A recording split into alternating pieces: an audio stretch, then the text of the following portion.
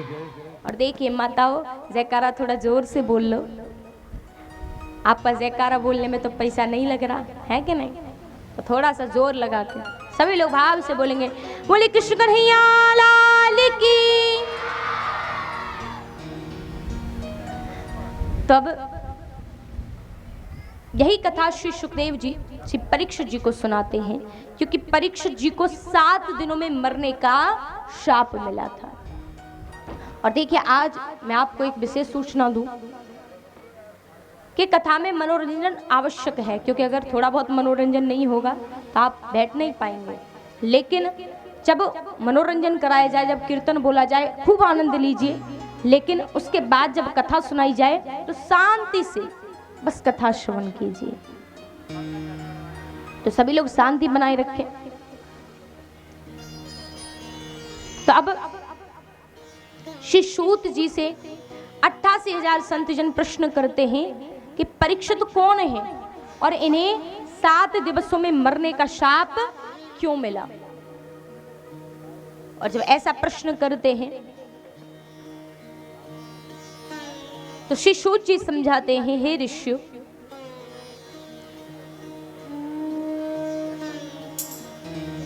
एक बार भगवान श्री कृष्ण उनकी बुआ कुंती, जिनके 5 पुत्र हुए, जिन्हें पांडवों के नाम से जाना जाता है, और उन्हीं पांडवों के भाई होते हैं जो धृतराष्ट्र के पुत्र थे। और ये जो पांडव थे ये महाराज पांडु के पुत्र थे। तो धृतराष्ट्र जी के जो पुत्र थे वो कौरवों के नाम से जाने जाते थे, और वो 100 थे, और उनमें सबसे बड़ा था दुर्योधन। जब उनमें सबसे बड़ा दुर्योधन था, वो दुर्योधन बड़ा ही लालची था। और जब दुर्योधन बड़ा ही लालची था, तब ये जो पांडव थे, ये दुर्योधन अपने लालच के कारण उन्हें उनका हक नहीं देना चाहता था।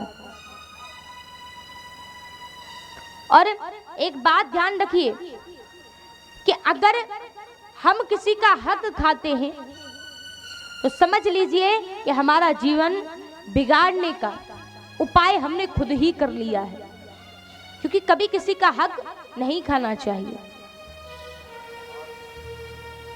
तो दुर्योधन बड़ा ही लालची है। ये पांडवों को सुई के नोक के बराबर भी भूमि बिना युद्ध के नहीं देना चाहता, और पांडव युद्ध नहीं चाहते। वो कहते हैं ज्यादा नहीं, हम पांडव 5 हैं, हमें 5 गांव दे दो, हम उसमें ही अपना गुजारा कर लेंगे। लेकिन ये दुर्योधन जब नहीं देता, भगवान श्री कृष्ण दूत बनकर आते हैं, और जब दूत बनकर आते हैं दुर्योधन से कहते हैं कि पांडवों को केवल 5 गांव दे दो बिना युद्ध के। दुर्योधन देने से इनकार कर देता है, भगवान का भी अपमान कर देता है। जब देने से इनकार कर देता है तो अब सभा आयोजित है। उस सभा में दुर्योधन भगवान से कहता है कि कन्हैया, अरे तुम ऐसा करो, ये सारी बातें छोड़ो, भोजन कर लो, क्योंकि 56 प्रकार के भोग बनवाए गए हैं और तुमने अपने जीवन में ऐसा भोजन पहले कभी नहीं किया होगा। भगवान कहते हैं कि भोजन मात्र 2 स्थितियों में किया जाता है दुर्योधन। और पहली स्थिति कि भोजन करने वाले को भूख हो, और दूसरी स्थिति कि भोजन कराने वाले के अंदर भाव हो। या तो जो भोजन कर रहा है वो बहुत भूखा है तो उसे भाव अभाव से कोई फर्क नहीं पड़ेगा। 10 दिन का भूखा व्यक्ति हो, आप उसको कैसे भी भोजन दीजिए, चाहे फेंक के दीजिए या फिर प्रेम से दीजिए, वो उस भोजन को ग्रहण कर लेगा, क्योंकि भूख होती है। और जब भूख नहीं है तो ऐसा होता है कि कई बार हम भोजन कर कर गए हैं, कहीं जाते आते हैं तो लोग बड़े प्रेम से कुछ हमें खिलाते हैं, तो हम मना नहीं कर पाते, जबकि हमारा पेट पहले से भरा है, क्योंकि उस व्यक्ति के अंदर भाव है। तो भोजन मात्र 2 स्थितियों में किया जाता है। लेकिन यहाँ भगवान कहते हैं यहाँ दोनों स्थितियों में से एक भी स्थिति नहीं है, ना तो मुझे भूख है और ना तेरे अंदर भाव है, मैं तेरे यहाँ भोजन नहीं करूंगा। और उसी सभा में विदुर जी बैठे हुए हैं। ये विदुर जी कहने के लिए तो एक दासी के पुत्र हैं, लेकिन भगवान को बहुत प्रेम करते हैं। तो भगवान कहते हैं कि आज मेरा निमंत्रण मेरे विदुर चाचा के यहाँ पर है, मैं उनके यहाँ आज भोजन करने जाऊंगा। विदुर जी वहां से जाकर के विदुरान अपने घर की लिपाई करती हैं, तैयारियां करती हैं, और इधर विदुर जी बाजार जाते हैं कि पकवान लेकर आऊं भगवान के लिए। और देखिए, कभी भी ऐसा मत सोचना कि जो पकवान का भोग लगाता है भगवान उसी का भोग लगाते हैं, तो भगवान उसी के भोग को स्वीकार करते हैं। जब भी भगवान को भोग लगाइए तो एक बात कहिए कि ठाकुर जो तुमने दिया है हम वही तुम्हें दे रहे हैं, कि सब आपका दिया है, जिसे हम ग्रहण करते हैं, जो वस्त्र हम धारण करते हैं, इस संसार में जो भी है प्रभु सब कुछ हमें आपसे मिला है, और जो आपने दिया है हम उसी को आपको अर्पित करते हैं, इसे स्वीकार कीजिए। तो विदुर जी तो बाजार चले जाते हैं, और जब बाजार चले जाते हैं पकवान मिठाइयां लेने के लिए, इधर विदुरान जी सारी सफाई करके तैयारियां करके चौकी डालकर स्नान करने लगती हैं। जब स्नान करने लगती हैं तभी भगवान श्री कृष्ण पहुंच जाते हैं। भगवान श्री कृष्ण पहुंच जाते हैं। भगवान ने जैसे ही द्वार पर आवाज लगाई, विदुरान जी ने आवाज सुनी और नहाते से ही स्नान कर रही हैं, वहां से ही उठकर भगवान के लिए दरवाजा खोलती हैं। और भगवान ने अपना पीतांबर उनके लिए फेंका, उसे लपेटा और भगवान के सामने आती हैं। और अब चौकी को हाथ में उठा लिया और चौकी के उधर इधर लेकर के घूम रही हैं, कभी इस कोने में ले जाएं, कभी उस कोने में ले जाएं, कि आखिर भगवान को बिठा लूं कहां। उसके पश्चात विदुरान जी एक स्थान पर भगवान को बिठाती हैं। अब कहती है घर में तो कुछ है नहीं, खिलाऊं क्या। तो बाग है, बाग में जाती हैं और जाकर के केले तोड़ कर लाती हैं। और जब ताजे केले तोड़ कर लाई, भगवान को देखकर अपनी सुध बुध भूल जाती हैं।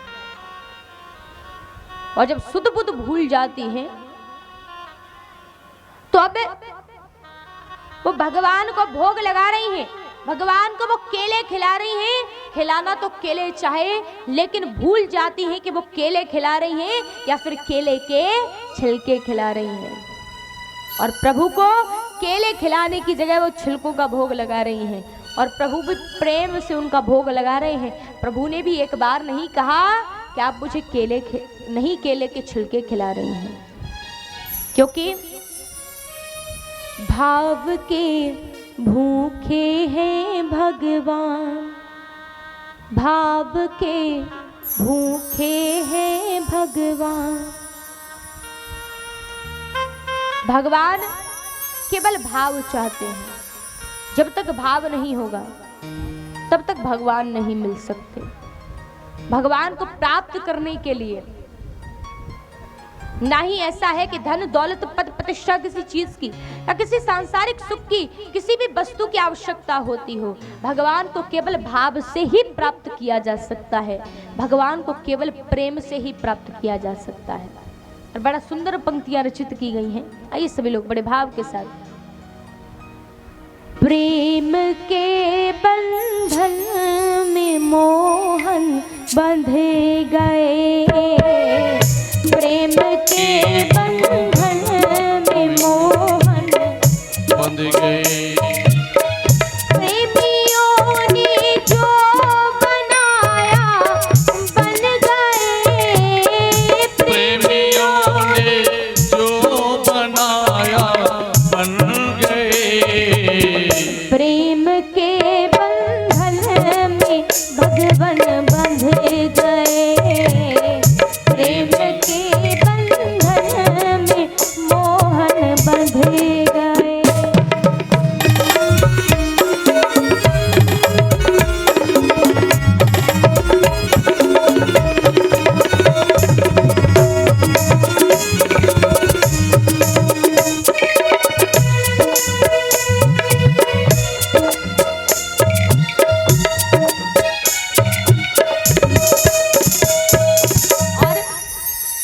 जब भगवान राम का अवतार नहीं हुआ था तभी तुलसीदास जी ने रामायण की रचना कर दी थी और सब कुछ लिख दिया था कि भगवान राम जब अवतार लेकर आएंगे तो क्या क्या करेंगे, कैसी कैसी लीलाएं होंगी, भगवान का चरित्र कैसा होगा। भगवान मर्यादा पुरुषोत्तम होंगे, मर्यादा को नहीं छोड़ेंगे, मर्यादा के लिए अपना सर्वस्व छोड़ देंगे लेकिन मर्यादा नहीं छोड़ेंगे। और जब रामायण को पहले से रचित कर दिया तो तुलसीदास जी का ये ख्वाब बन गया कि कब मेरे राम अवतरित होकर आएंगे। भगवान ने क्या किया, ख्वाब तुलसीदास का पूरा किया, ख्वाब तुलसीदास का पूरा किया,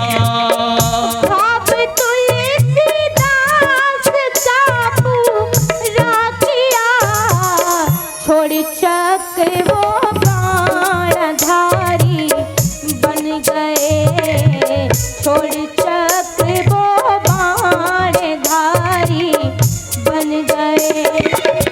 प्रेमियों ने जो बनाया बन गए, प्रेमियों ने जो बनाया बन गए, प्रेम के बंधन में मोहन बंध गए, प्रेम के बंधन में मोहन बन गए।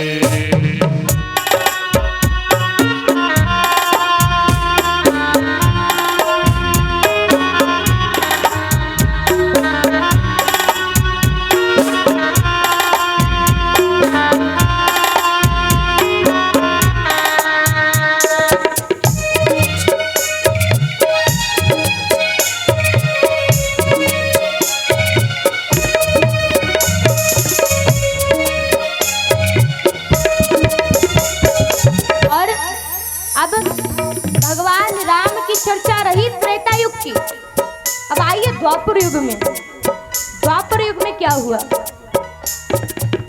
देख सुदामा की दशा वो रो दिए, सुदामा की दशा वो रो दिए।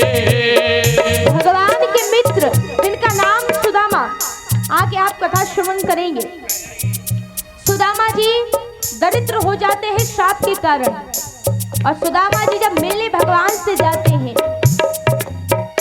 हो देख सुदामा की दशा वो रो दिए, देख सुदामा की दशा वो रो दिए।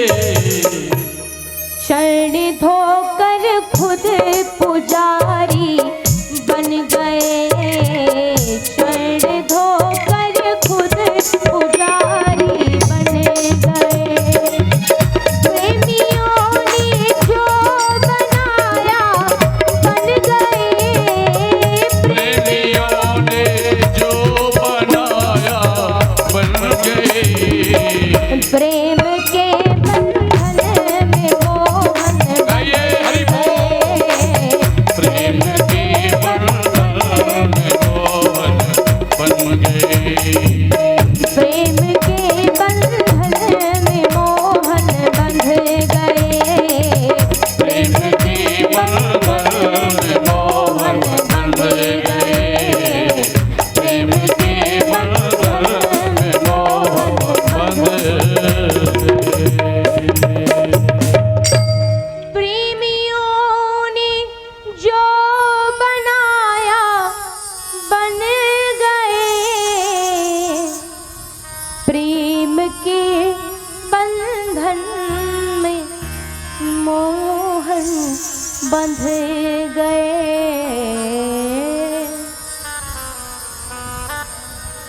तो भगवान केवल प्रेम के भाव के भूखे हैं। भगवान को बांधने वाला कोई दूसरा बंधन नहीं है, ऐसा कोई बंधन नहीं है जिसमें भगवान बंध जाए। अगर बंधन एक है तो मात्र वो है प्रेम, कि प्रेम के बंधन में भगवान को जिसने भी बांधा प्रभु बंध गए। लेकिन प्रेम के अलावा कोई ऐसा बंधन नहीं जिसमें भगवान को बांधा जा सके। विदुराइन के हाथ से छिलके खा लेते हैं। विदुर जी आते हैं, आकर देखते हैं, कहते हैं विदुराइन तो कृष्ण के प्रेम में पागल हो गई है। और जब ऐसा कहा तो जो बाजार से पकवान मिठाइयाँ लेकर आए थे वो भगवान को खिलाते हैं और कहते हैं कि अब आपने छिलके खा लिए, इसकी गलती है, अब आप ये पकवान ये मिठाइयाँ खाइए। तो पता है भगवान ने क्या उत्तर दिया विदुर जी को? स्वाद छिलकों में था तेरे गूदे में ना। हे विदुर जी, जो स्वाद उन छिलकों में था ना, वो इन मिठाइयों में, इन पकवानों में, केलों के गूदे में वो भाव, वो प्रेम, वो स्वाद नहीं है। स्वाद छिलकों में था तेरे गूदे में ना,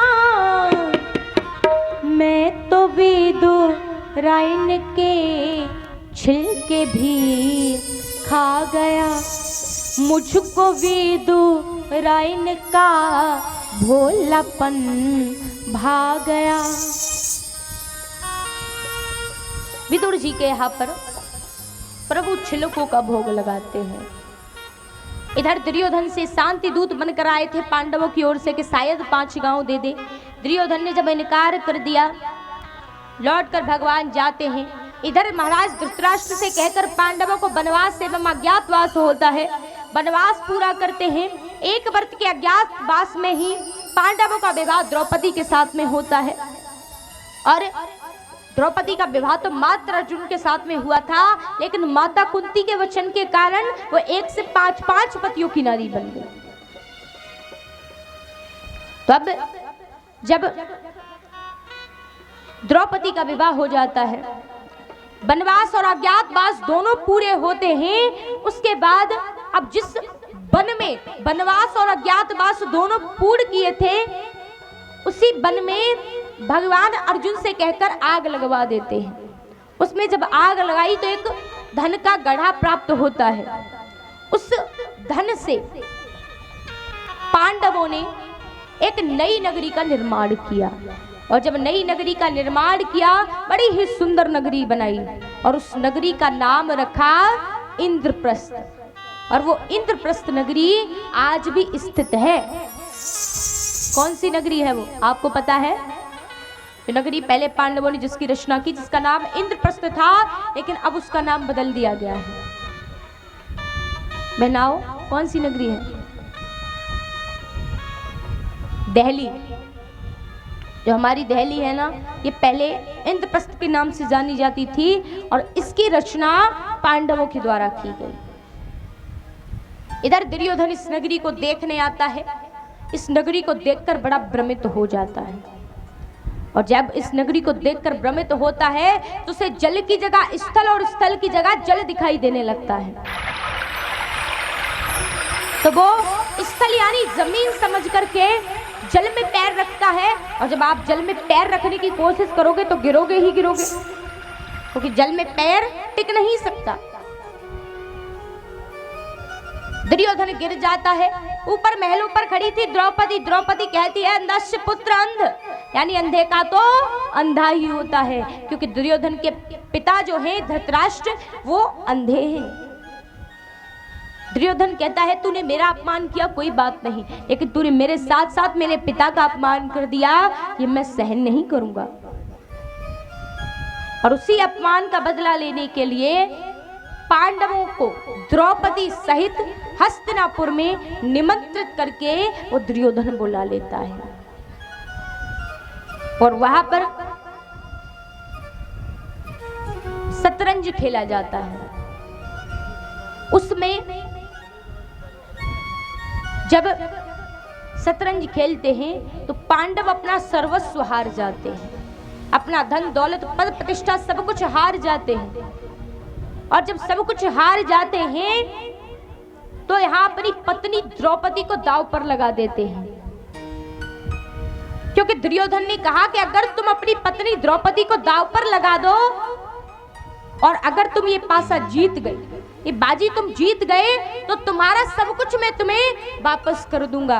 और कहा जाता है ना महाराज, लालच बुरी बला है। कभी लालच उत्पन्न नहीं होना चाहिए, क्योंकि जिस व्यक्ति के अंदर लालच उत्पन्न हो जाता है वो व्यक्ति बर्बादी की ओर चला जाता है। तो पांडवों के अंदर लालच उत्पन्न हो गया कि अगर द्रौपदी को दांव पर लगाएंगे ये बाजी जीत जाएंगे, तो हमारा सर्वस्व हमारे पास वापस आ जाएगा। जब द्रौपदी को दांव पर लगाते हैं तो वो अंतिम बाजी भी पांडव हार जाते हैं। और जब अंतिम बाजी हारते हैं, दुर्योधन दुशासन को आदेश देता है, जाओ और जा करके द्रौपदी को सभा में खींच कर ले आओ। द्रौपदी माता को लेने के लिए दुशासन जाता है, और जब दुशासन द्रौपदी माता को लेने जाता है, उनसे कहता है कि तुम्हें सभा में बुलाया गया है। और जब कहा कि तुम्हें सभा में बुलाया गया है, मैया द्रौपदी कहती है कि मेरी रजस्वला की अवस्था है, मैं इस अवस्था में नहीं जा सकती। लेकिन दुशासन मां को खींच करके उस सभा में लाता है, और जब खींच करके उस सभा में लाता है, मैया उस सभा में सबसे मदद मांगती है, कोई मेरी मदद करो क्योंकि मेरी लाज जा रही है। और स्त्री की सबसे महत्वपूर्ण वस्तु है उसकी इज्जत, उसका मान, उसकी मर्यादा। और अगर धन गया तो कुछ नहीं गया, दौलत गई कुछ नहीं गया, पद गया कुछ नहीं गया, प्रतिष्ठा गई कुछ नहीं गया, लेकिन अगर लाज चली गई, इज्जत चली गई, तो मानो सब कुछ चला गया। क्योंकि सब कुछ संसार में वापस प्राप्त किया जा सकता है, लेकिन ये इज्जत, ये मान, ये मर्यादा कभी भी वापस प्राप्त नहीं की जा सकती।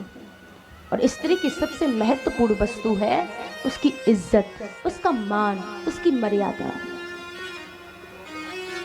द्रौपदी कहती है, मुझसे मेरा सब कुछ छिन गया, मुझे इसका कष्ट नहीं है, लेकिन मेरी कोई मदद करो, मुझे कोई बचाओ, मेरी लाज की रक्षा करो। अरे ये कहाँ का धर्म है कि एक स्त्री को, एक नारी को, एक अबला को बीच सभा में लज्जित किया जा रहा है। कोई तो मेरी बात सुनो, कोई तो मेरी रक्षा करो, कोई तो मेरी मदद करो। लेकिन मैयाओ, एक बात हमेशा ध्यान रखना, ये संसार इतना दयनीय बन चुका है कि संसार में अगर किसी स्त्री की लाज जा रही है तो लोग खड़े होकर के वीडियो बना सकते हैं, लोग खड़े होकर के उसकी इज्जत का तमाशा देख सकते हैं, लेकिन उसकी इज्जत बचाने के लिए आगे नहीं जा सकते। इतना दयनीय संसार बन गया है।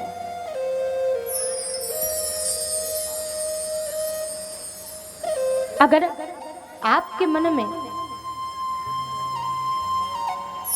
थोड़ी सी भी भावनाएं हों, ऐसा कोई व्यक्ति नहीं, 100 में से 99% व्यक्ति ऐसे होंगे जिनके हर किसी के एक न एक बहन होगी या नहीं। अगर आपकी बहन के ऊपर कोई आंच आए तो क्या आप सहन कर सकते हैं? क्या आप सहन कर सकते हैं? या आपकी बहन पर कोई उंगली उठाए, उसकी लाज को कोई नष्ट करने का प्रयास करे, क्या आप चुप रहेंगे? क्या आप शांत रह पाएंगे? भैयाओ, हमारी सोच इतनी छोटी हो गई है कि हम केवल अपने घर तक ही सीमित रह गए हैं। हम ये भूल गए कि घर, परिवार, मोहल्ला, गांव, शहर, ये पूरा देश, ये सब हमारा अपना है। हम सब एक हैं, हम सब एक ही माता पिता की संतानें हैं, हम सब उस एक से ही प्रकट हुए हैं, उस एक से ही हम सब की उत्पत्ति हुई है। तो हम इतने पराये कैसे हो गए? हमारी सोच इतनी स्वार्थी कैसे हो गई?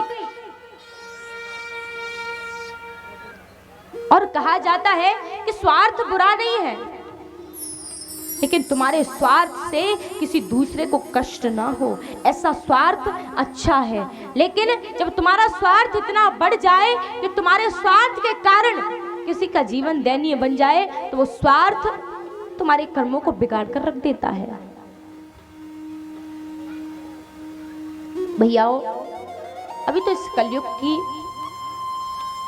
केवल शुरुआत है। अभी कलयुग बालक है, तभी तो ये धर्म के कार्य, भगवान का नाम, भगवत चर्चा हमें मिल रही है। सभी से निवेदन है, देखिए मैं आपको कहानियां सुनाकर चली जाऊंगी, आप कहानियां सुनिए। और आज तक मेरे यहाँ पर सभी बुजुर्ग बैठे हुए हैं जिनकी आयु 80-80 वर्ष हो गई।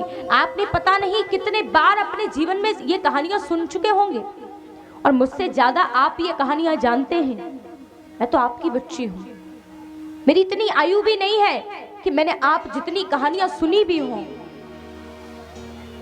लेकिन मैयाओ, भैयाओ, इन कहानियों को सुनने से कुछ नहीं होगा। भगवान ने कहानियां इसलिए नहीं बनाई कि आप बस कहानियां सुनो। भगवान ने कहानियां इसलिए बनाई, पात्र इसलिए बनाए, क्योंकि आप उन कहानियों को सुनकर उस कहानी के सार को समझें, उस कहानी के उद्देश्य को समझें। हर कहानी के पीछे कोई ना कोई कारण है। अपनी सोच को इतना छोटा मत बनाइए कि आपकी सोच केवल आपके घर तक, आपकी खुद की बहन तक सीमित रह जाए। अपनी सोच को इतना बड़ा बनाइए कि सब व्यक्ति एक हैं, हम सब एक हैं, और हम सब एक ही माता पिता की संतानें हैं। जिस दिन ये सोच व्यक्ति की बन जाएगी, उस दिन किसी भी बहन की लाज नहीं जाएगी, किसी भी माता को वृद्धाश्रम नहीं भेजा जाएगा, और इस संसार की ये दयनीय स्थिति जो हो रही है ना, ये बिल्कुल समाप्त हो जाएगी। तो इसलिए प्रयास कीजिए कि अपनी सोच को हम थोड़ा सा जागरूक करें, अपनी सोच को थोड़ा सा बड़ा बनाएं। यहाँ सभा में मैया द्रौपदी सबसे मदद मांगती है, और जब सबसे मदद मांगती है लेकिन कोई मदद नहीं कर रहा, मैया भीष्म पितामह से कहती है, बाबा आप तो मुझे अपनी पुत्री कहते हैं, जरा मेरी लाज बचाइए ना। अरे इन कौरवों से कहिए ना कि मेरे पास ना आए, मुझे छुए ना। मैं एक कुलवती स्त्री हूं, और एक कुलवती स्त्री को कोई अन्य पुरुष छू भी नहीं सकता। बाबा मेरी मृत्यु हो जाएगी अगर मेरी लाज चली गई, मेरी लाज बचाइए। आप तो मुझे बेटी कहते हैं। मैया द्रौपदी भीष्म बाबा से रो रो कर मदद मांगती रही, लेकिन भीष्म बाबा ने अपनी नजरों को झुका लिया, परंतु मदद करने के लिए आगे नहीं आए। जब मदद करने के लिए आगे नहीं आए, गुरु द्रोणाचार्य आदि सभी से मदद मांगती है, सबकी गर्दनें झुक जाती हैं। अंतिम में अपने पतियों के पास आती है, आकर कहती है, स्वामी जिस पत्नी का एक पति होता है उसके जीवन में भी कभी ऐसी स्थिति नहीं आ सकती, लेकिन मैं तो 5-5 पतियों की पत्नी हूं, फिर भी मेरे जीवन में ऐसी स्थिति कि आज मेरी लाज बचाने वाला कोई नहीं है। सब बैठ करके मेरी इज्जत लुट रही है, मेरी इज्जत का तमाशा देख रहे हैं। कहां का न्याय है? स्वामी अगर मेरे पिता ने आपके लिए मेरा कन्यादान कर दिया, वो इसलिए मुझे पाल पोस कर बड़ा किया, और देखिए क्या किसी में इतना साहस है कि कोई अपने बच्चे को, अपने बेटे को 20 या 22 वर्ष का करके, उसे बड़ा करके, उसे पढ़ा लिखा के, उसके पैरों पर खड़ा करके उस बेटे का दान कर दे? नहीं कर सकता। लेकिन देखिए 20 वर्ष की बेटी को शिक्षित करके, उसके पैरों पर उसे खड़ा करके, उसे सब लायक बना करके वो पिता उस बेटी का दान कर देता है।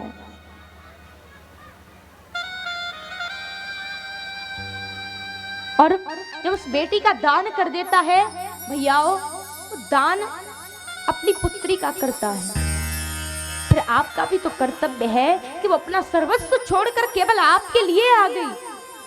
उसकी लाज की रक्षा करना, उसकी मान मर्यादा का ध्यान रखना आपका कर्तव्य है।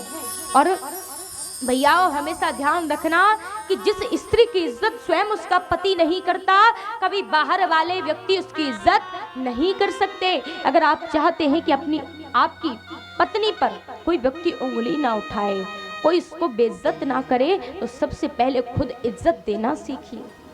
क्योंकि जब आप खुद अपनी पत्नी को इज्जत देंगे तो बाहर वाले किसी में इतनी हिम्मत नहीं है कि वो उस पर उंगली भी उठा जाए। लेकिन जब आप ही, जिसके लिए वो अपना सब कुछ छोड़ कर आ गई, जब आप ही उसे धिक्कार देंगे तो फिर और कौन उसे सहारा देगा। मैया द्रौपदी रो रो कर सबसे मदद मांगती है और रो रो कर सबसे मदद मांगती है।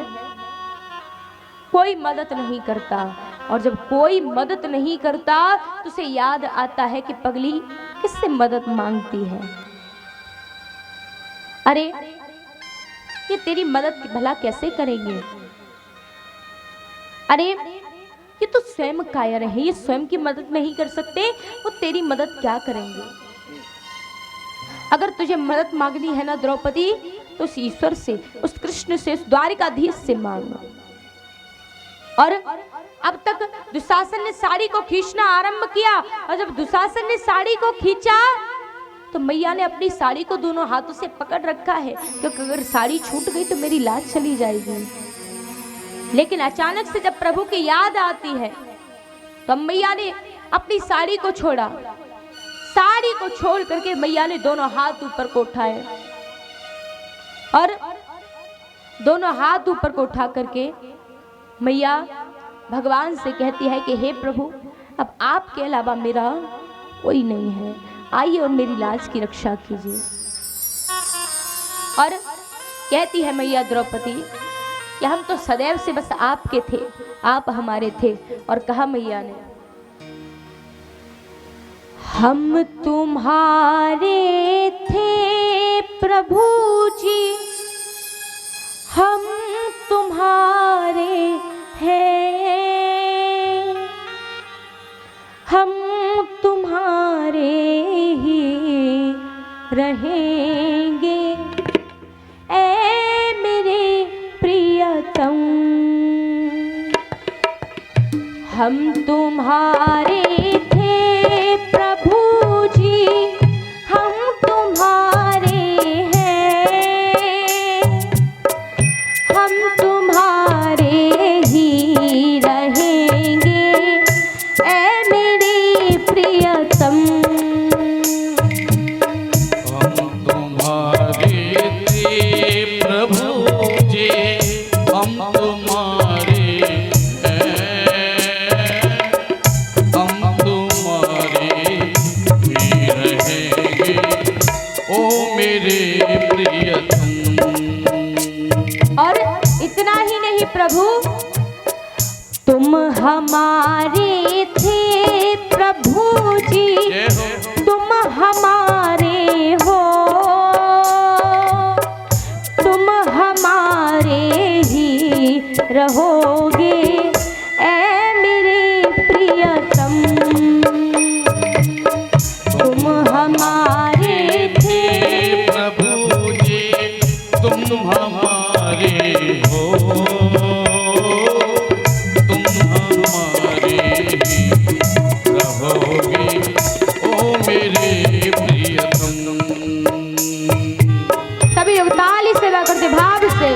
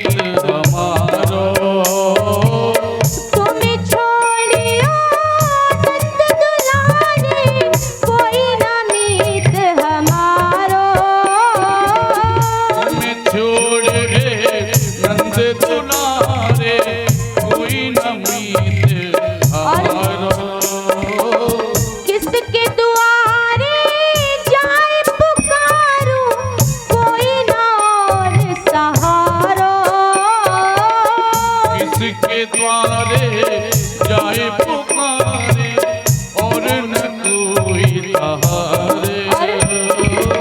द्रौपदी कहती है कि प्रभु मैं जाऊं तो जाऊं कहाँ, मेरा कोई अपना नहीं है। जिन्हें आज तक मैं अपना अपना कहती आई उन सबने ही मेरा साथ छोड़ दिया। और ये संसार की सबसे बड़ी सच्चाई है कि जब आप पर कष्ट आता है तो जो व्यक्ति जिससे आपको अपेक्षा नहीं होती कि वो आपका साथ छोड़कर जाएगा, वही व्यक्ति आपको सबसे पहले छोड़कर जाता है। और अगर कोई बाहर का जाए, कोई पराया जाए, अंतर नहीं पड़ता, लेकिन जब अपने ही छोड़ दें तो हृदय टूट जाता है। तो अब द्रौपदी कहती है कि और तो कोई सहारा नहीं है। तो प्रभु अब तो आके बाह पकड़ लो, अब तो आके बाह पकड़ लो ऐ मेरे प्रियतम, अब तो आके बाह पकड़ लो ऐ मेरे प्रियतम। हम तुम्हारे थे प्रभु जी, हम तुम्हारे हैं, हम तुम्हारे ही रहेंगे ऐ मेरे प्रियतम। तुम्हारे प्रभु जी, हम तुम्हारे हैं, हम तुम्हारे रहेंगे ओ मेरे प्रियतम। सभी लोग ऊपर हाथ करके ताली सेवा करते भाव से।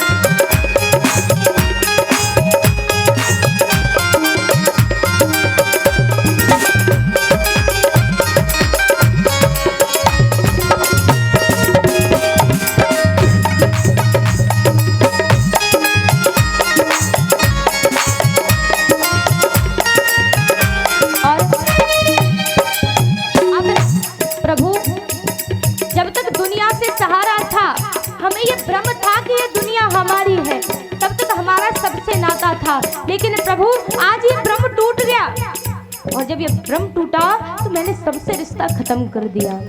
और तेरे कारण सब जग छोड़ा, तुम संग नाता जोड़ा, तेरे कारण सब जग छोड़ा, तुमसे नाता जोड़ा।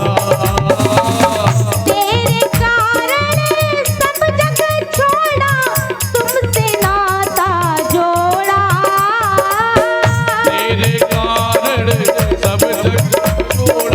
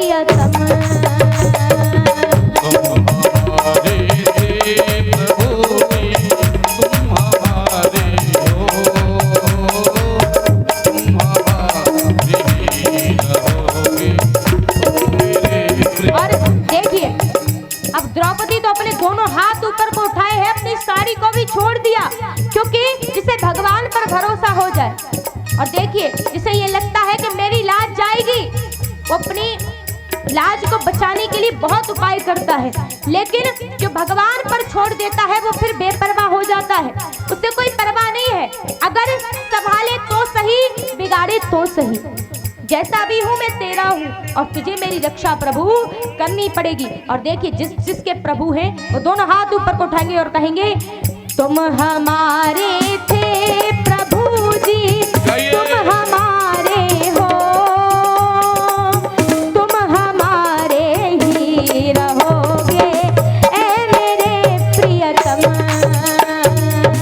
तुम हमारे प्रभु जी, तुम हमारे हो, तुम हमारे ही रहोगे ए मेरे प्रियतम, हम तुम्हारे हैं प्रभु जी, हम तुम्हारे हैं, हम तुम्हारे ही रहेंगे ए मेरे प्रियतम, हम तुम्हारे ही रहेंगे ए मेरे प्रियतम, तुम हमारे ही रहोगे ए मेरे प्रियतम, हम तुम्हारे ही रहेंगे ए मेरे प्रियतम, ए मेरे प्रियतम, ए मेरे प्रियतम।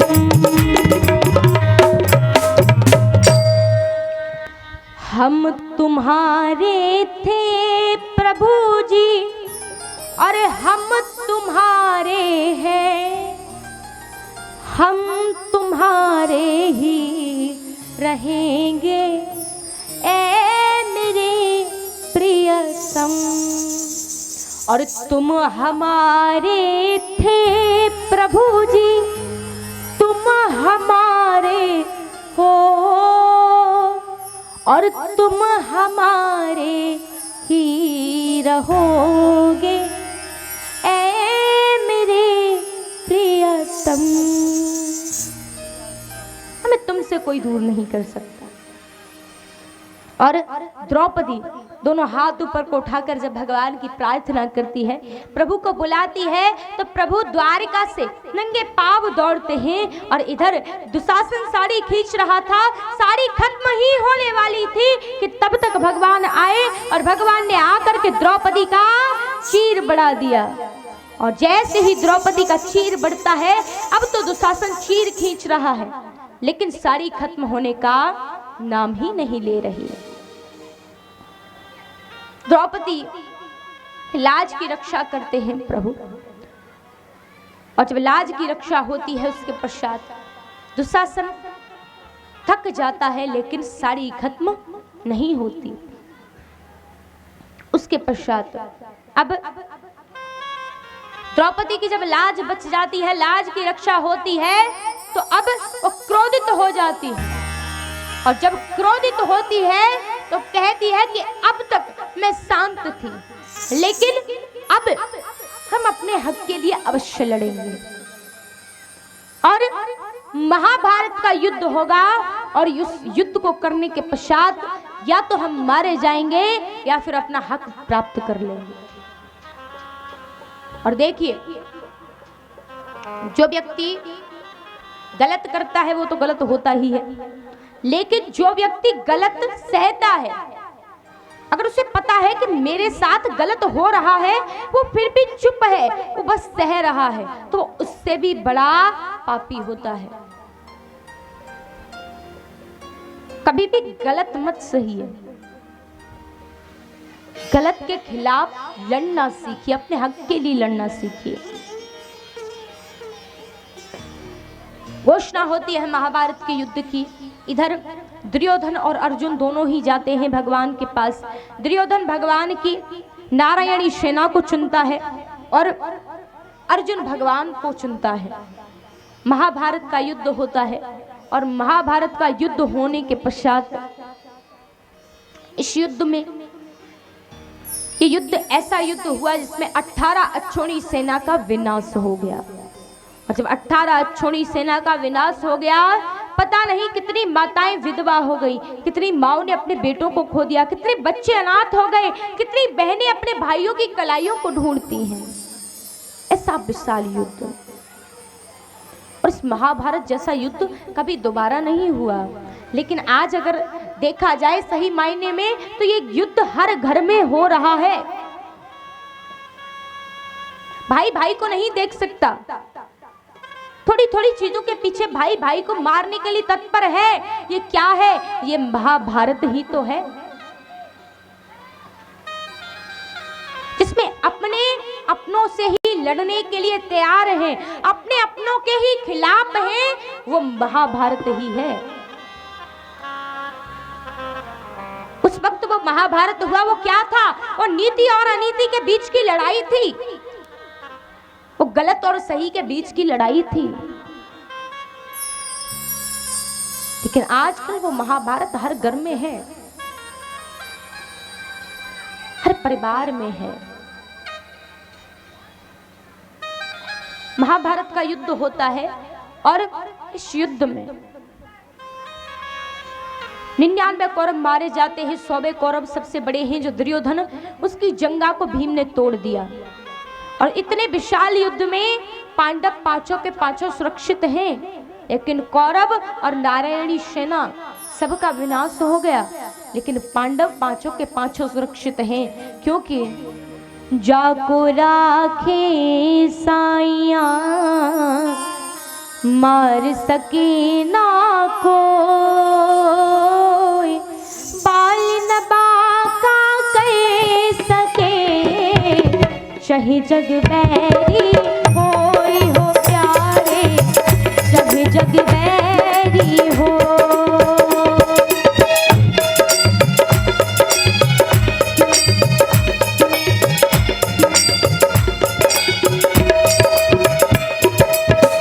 जाको राखे साइया मार सके ना कोई, बाल न बाका कह सके, चाहे जग बैरी होई हो प्यारे, चाहे जग बैरी हो, चाहे जग बैरी हो।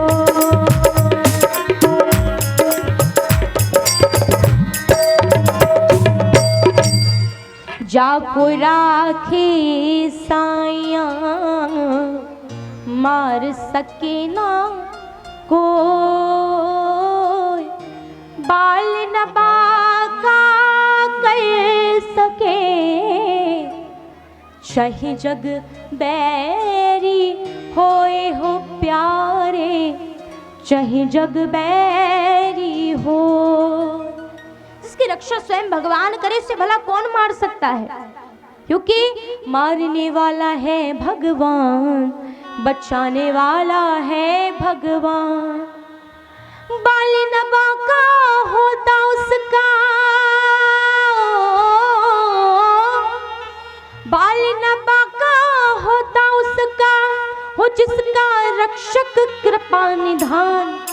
मारने वाला है भगवान, बचाने वाला है भगवान। इसकी रक्षा स्वयं मेरे ठाकुर करें, भला किसकी इतनी औकात है उसका बाल भी बाका हो जाए। इधर दुर्योधन अपनी अंतिम सांसें गिन रहा है। संध्या का समय होता है, और जब संध्या का समय हुआ तो सामने से द्रोणाचार्य का पुत्र अश्वत्थामा आता है।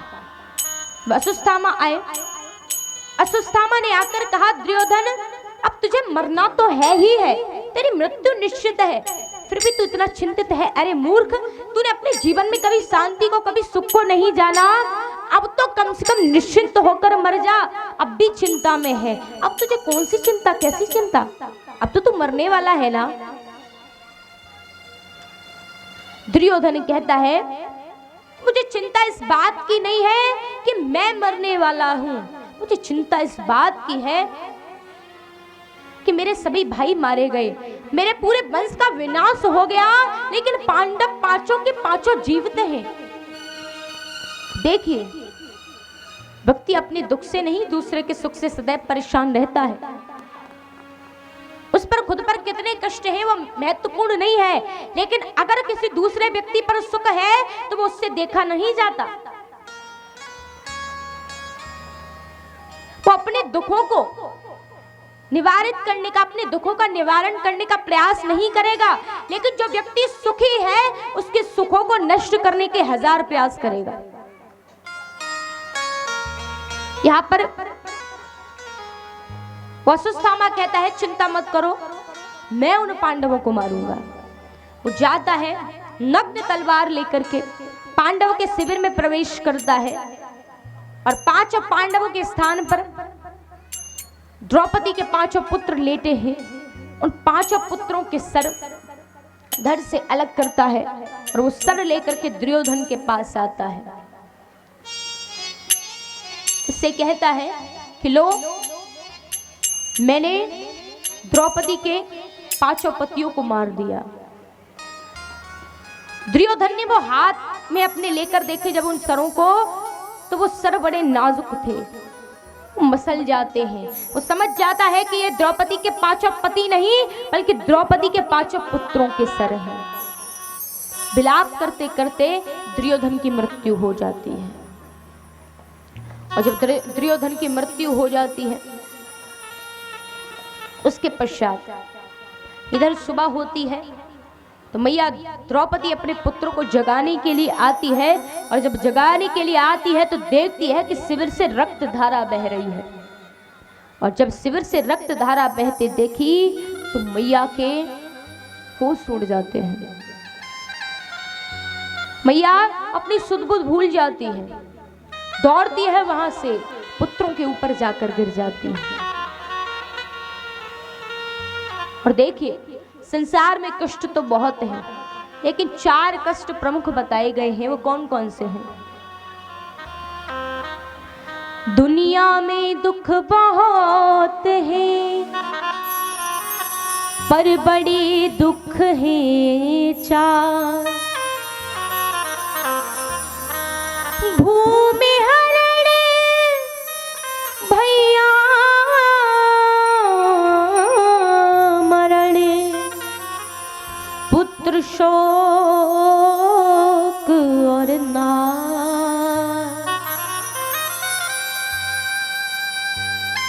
संसार में सबसे बड़े 4 कष्ट हैं। भूमि हरण, अगर किसी व्यक्ति की भूमि का हरण कर लिया जाए, अगर किसी व्यक्ति की भूमि उससे छीन ली जाए, उस व्यक्ति को बड़ा कष्ट होता है। भैया मरण, अगर किसी व्यक्ति के भैया की मृत्यु हो जाए उसके लिए बड़ा कष्ट होता है। पुत्र शोक, और उनमें भी ये सबसे बड़ा है पुत्र का शोक। अगर किसी माता पिता की संतान उसके सामने मर जाती है, क्योंकि हर किसी माता पिता का ये स्वप्न होता है कि जब वो इस संसार से विदाई ले तो उसकी जो भी संतानें हैं, 1 है 2 है 4 है, वो सब उसे मिलकर के विदा करें। लेकिन जब वहीं किसी का पुत्र मर जाता है और वो पिता जब अपने पुत्र को विदाई देता है तो क्या बीतती है ये किसी पिता से पूछिए। क्योंकि माता पिता भले ही अपने बच्चों को कभी जताते नहीं हैं कि वो आपसे कितना प्रेम करते हैं। संसार का हर व्यक्ति जताता है कि वो आपसे कितना प्रेम करता है, लेकिन मात्र संसार में 2 व्यक्ति ऐसे होते हैं, माता और पिता, जो कभी ये जताते नहीं कि वो आपसे कितना प्रेम करते हैं। लेकिन आज का ये संसार है ना, जो कहता नहीं उससे समझ नहीं सकता। अगर माता पिता कहते नहीं हैं कि वो आपसे प्रेम करते हैं, बच्चों को लगता है कि वो हमसे प्रेम नहीं करते, लेकिन हकीकत बात तो ये है कि माता पिता से ज्यादा कोई प्रेम हमें कर नहीं सकता। और देखिए, कोई भी बालक चाहे कितने भी गलत कार्य करे, संसार चाहे उसको कितना भी बुरा कहे, लेकिन अगर उसे बुरा कोई नहीं कहता तो उसके माता पिता हैं। अगर कोई उसके लिए संसार से लड़ता है तो उसके माता पिता हैं। माता पिता से बढ़कर संसार में और कुछ नहीं है। लेकिन आजकल उसी माता पिता की इतनी ज्यादा दयनीय स्थिति है कि आप विचार नहीं कर सकते। आप घर से बाहर निकलिए, बाहर निकलकर जाइए और जाकर देखिए वृद्धाश्रमों में एक एक अमीर व्यक्ति की माँ, अमीर व्यक्ति के पिता, जिनके बेटे विदेश में रह रहे हैं, अच्छी खासी नौकरी कर रहे हैं, अच्छा खासा पैसा है, धन दौलत पद प्रतिष्ठा, किसी चीज की कमी नहीं है, लेकिन फिर भी उनके माता पिता वृद्धाश्रम में एक एक रोटी के लिए तरस रहे हैं। अरे माता पिता चाहे कितने भी गरीब हों, वो अपने बच्चों को भीख मांगकर भी पाल सकते हैं, अपने बच्चों के लिए वो कुछ भी कर सकते हैं, लेकिन जब वही बच्चे बड़े हो जाते हैं तो वो भूल जाते हैं कि उन पर कितने उपकार हैं उनके माता पिता के। वो ये भूल जाते हैं कि कितने कष्ट सहन करने के बाद वो आज इस दुनिया में है। उन्हें लगता है वो जो कुछ भी है वो बस अपने वजह से है, माँ बाप की वजह को भूल जाते हैं। देखिए, कहानियां तो आप सभी ने सुनी हैं, कहानियां सुनते सुनते जीवन निकल गया, लेकिन जिन कहानियों से आपके जीवन में एक बदलाव ना आया, उन कहानियों को सुनने का कोई अर्थ ही नहीं है। अरे उन कहानियों को सुनकर आप क्या करोगे? अरे कहानियां सुनते तो चले आ रहे हो, सारा जीवन निकल गया कहानियां सुनते सुनते, क्या मिला उन कहानियों से? क्या सीखा आपने उन कहानियों से? अरे जब आप उन कहानियों से इतना सा नहीं सीख पाए, क्या आपसे माँ बाप की बढ़कर कोई भी इस संसार में नहीं है। भगवान ये नहीं कहते कि आप मेरी पूजा करो, भगवान कहते हैं तेरे घर में सबसे बड़े भगवान बैठे हैं, पहले तू उनकी पूजा कर, उसके बाद तू मेरी पूजा कर। और माँ बाप की पूजा जब बच्चे करते हैं तो वो भगवान से उनके लिए दुआ करते हैं, और याद रखिएगा कि माँ बाप की दुआ में इतना असर होता है कि उनकी दुआएं भगवान से भी लड़ जाती हैं।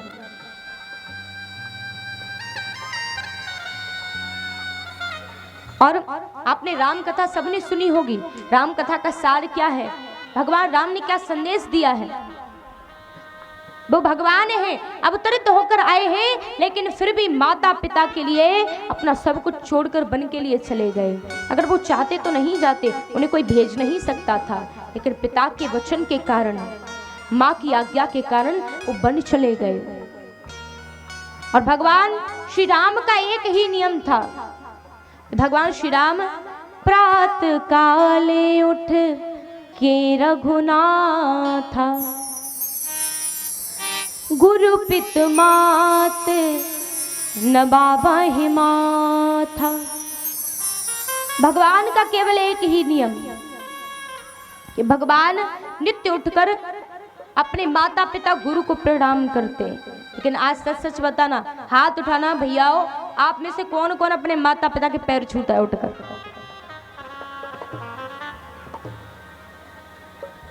हाथ उठाने में शर्म आ रही है क्या? भैयाओ, आप में से आपके सास ससुर के पैर कितनी माताएं छूती? एक बार हाथ उठाओ तो, झूठ मत बोलना। बस एक मैया, इतनी भीड़ में बस एक मैया, ये तो बड़ी गलत बात है। देखिए मैयाओ, मैं आपके लिए एक बात कहूँ, देखिए शांति बनाए रखिए। आपके लिए एक बात कहूँ, मैं तब से भैयाओं के लिए बोल रही हूँ, लेकिन मैं आपके लिए बात कहूँ कि आप अपना घर परिवार, अपने माता पिता छोड़कर आती हो, आप वहां पर माता पिता छोड़कर आई, आपके भाई के लिए भी कोई आएगी, आपकी भाभी आएगी ना, आपके भैया के लिए किसी का विवाह होकर आएगा, तो वो आपके माँ बाप को अगर अपना माँ बाप मान ले, आप किसी और के माँ बाप को अपना माँ बाप मान लो, और अगर प्रत्येक स्त्री ऐसा कर दे, तो मैं इस बात की गारंटी लेती हूँ कि संसार में कोई भी वृद्धा आश्रम नहीं खुलेगा। क्योंकि जब तुम अपने माता पिता को छोड़कर आई हो, किसी के माँ पिता को आकर संभालोगी, तो कोई आएगी जो तुम्हें देखकर तुम्हारे माता पिता को संभालेगी। देखिए, अब तक आप पैर नहीं छूती थी, लेकिन कोई बात नहीं, लेकिन आज के बाद इस कथा से बस इतना ही सीख लो, कल सुबह से आप सब अपने अपने सास ससुर के पांव छुओगी। कौन कौन छुएगी? हाथ उठाना तो एक बार। देखो कैसे हंस रही हैं मैयाओ। नहीं छुओगे? ये तो गलत बात है। छुओगी? चलो एक। अब देखिए मैं आपको पैर छूने के फायदे बताती हूँ, शांत रहिए। एक बार मैयाओ एक सास में और एक बहू में बड़ा जोर का झगड़ा हो जाता है, और जब झगड़ा हो जाता है तो अब दोनों में से एक भी एक दूसरे से नहीं बोल रही। सास बहू से गुस्सा है और बहू सास से गुस्सा है। दोनों एक दूसरे से गुस्सा, दोनों एक भी से नहीं बोल रही। लेकिन वो जो बहू थी उसका एक नियम था कि वो अपनी सास के पैर दोनों समय आकर छूती थी। अब दोनों में झगड़ा है, इधर बहू विचार करती है झगड़ा झगड़े की जगह है, लेकिन मैं अपना नियम नहीं तोड़ूंगी। और झगड़ा हो जाता है, फिर भी शाम को वो बहू पैर छूने जाती है। तो शाम को तो सास गुस्से में थी, कुछ नहीं कहती, बस मुंह मोड़कर बैठी रहती आराम से। बहू पांव छूकर आ जाती है। अब जब बहू पांव छूकर आ जाती है, अब उस मैया के मन में विचार उत्पन्न होता है कि मेरी बहू कितनी अच्छी है। अरे देखो मुझसे इतना झगड़ा हो गया फिर भी मेरे पैर छूने आ गए, कितनी अच्छी है। मैं ही इसके लिए पता नहीं क्या क्या सोच रही थी। मैया सारी रात उस सोच में सोती नहीं है। और सुबह होता है, सुबह उठकर फिर से वो बहू पांव छूने जाती है। तब तक मैया का भी क्रोध शांत हो चुका था। और जैसे ही बहू ने पांव छुए, सासू मैया ने उठाया बहू को और गले से लगा लिया, बेटा मुझसे गलती हो गई। तो ये पांव छूने के फायदे हैं। अगर वो पांव नहीं छूती होती तो पता नहीं कितने दिन तक झगड़ा रहता और वो एक दूसरे के बारे में पता नहीं क्या क्या सोचती। ये पांव छूने के फायदे हैं, ठीक है मैया? तो कथा से कुछ तो सीखो, है कि नहीं? अब यहां से अगर एक चीज भी सीख लोगी तो बहुत उत्तरदायी होगी तुम्हारे जीवन के लिए, बहुत अच्छी होगी। तो प्रयास करना कि आज से सब माताएं अपनी अपनी सासू मैया के पांव छुएंगी। और सासू मैया जितनी यहाँ बैठी, कल हमें आकर बताना, जरूर जरूर पूछेंगे, ठीक है? और देखेंगे कौन कौन बहू अच्छी है। वैसे अच्छी तो सभी माताएं हैं। देखिए मैयाओ, जो बड़े होते हैं वो हमेशा झुक जाते हैं।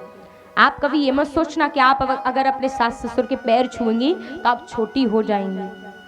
कभी हम बड़ों का सम्मान करने से छोटे नहीं हुआ करते। और आपने देखा होगा अगर कोई सूखा वृक्ष हो, इस पर एक भी फल ना हो, पत्ते ना हो, डालियां ना हो, बस सूखा खड़ा है, क्या वो झुकेगा? बताओ, क्या वो झुकेगा? नहीं झुकेगा, क्योंकि उसके ऊपर भार नहीं है। लेकिन जो वृक्ष फलों से लदा हुआ होगा, जिस पर फल होंगे, जिस पर पत्ते होंगे, जिस पर शाखाएं होंगी, वो वृक्ष अपने आप झुक जाता है। तो झुकना सीखो। जीवन में रिश्तों के लिए झुकना बहुत जरूरी है, क्योंकि अगर आप झुकोगे नहीं तो रिश्ते नहीं चल सकते। रिश्तों में झुकना बहुत जरूरी है। यहाँ पर मैया द्रौपदी अपने पुत्रों को देख करके बहुत रोती है, क्योंकि किसी अगर माँ का एक पुत्र मर जाता है तो वो माँ बहुत कष्ट में होती है। सारा जीवन जब तक वो रहती है तब तक उस कष्ट को भूल नहीं पाती। लेकिन विचार कीजिए, जिस माँ के 5 पुत्र एक साथ मर जाएं, उस माँ पर क्या बीतेगी। इधर पांडव भगवान सहित आते हैं, आकर के पूछते हैं कि ये कार्य किसका है।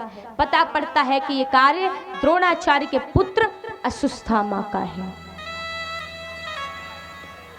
और जब द्रोणाचार्य के पुत्र अश्वत्थामा को पकड़ करके लाते हैं अर्जुन, मैयाओ क्या बात है, क्या बात है? कोई विशेष सूचना? माइक भिजवा दें, बताओ। भिजवा देंगे, कोई दिक्कत नहीं है। शांति से बैठी रहो। तो जब अश्वत्थामा को बुलवाते हैं, अश्वत्थामा को जब पकड़ कर लाया जाता है तो अब द्रौपदी के सामने उसे खड़ा किया जाता है और कहा जाता है कि बताओ इसे क्या सजा दो। जब उससे सजा देने के लिए कहा जाता है तो द्रौपदी उसे छोड़ने के लिए कहती है, और छोड़ने के लिए इसलिए कहती है क्योंकि मेरे तो 5 पुत्र मारे गए, लेकिन गुरु माँ का तो केवल एक ही पुत्र है, अगर ये मर जाएगा तो वो किसके सहारे रहेंगी, इसलिए छोड़ने को कहा।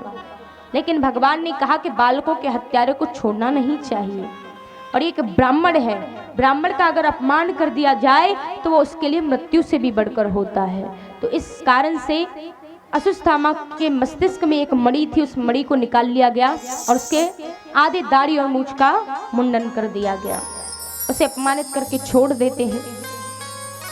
बदला लेने के लिए वो अश्वत्थामा उत्तरा के गर्भ पर ब्रह्मास्त्र चलाता है, और जब उत्तरा के गर्भ पर ब्रह्मास्त्र चलाता है तभी भगवान उत्तरा के गर्भ में प्रवेश करके उसके गर्भ की रक्षा करते हैं। और जब उसके गर्भ की रक्षा करते हैं कुंती माता समझ जाती है कि ये भगवान की लीला है, तो आभार व्यक्त करती है कि आपने मेरे ऊपर इतने उपकार किए हैं, मैं आपकी बहुत बहुत आभारी हूँ। और जब ऐसा कहती है तो भगवान कहते हैं अगर तुम्हें ऐसा ही लगता है कि मैं भगवान हूँ तो मुझसे कोई वरदान मांग लो। तो मैया कहती है कि अगर देना ही चाहते हो तो मुझे दुख दे दो। अब देखिए, आप में से कोई भी व्यक्ति ऐसा होगा जो दुख मांगेगा? कोई दुख नहीं चाहता, सब कहते हैं कि हमें सुख मिले। लेकिन मैया कुंती धन्य है,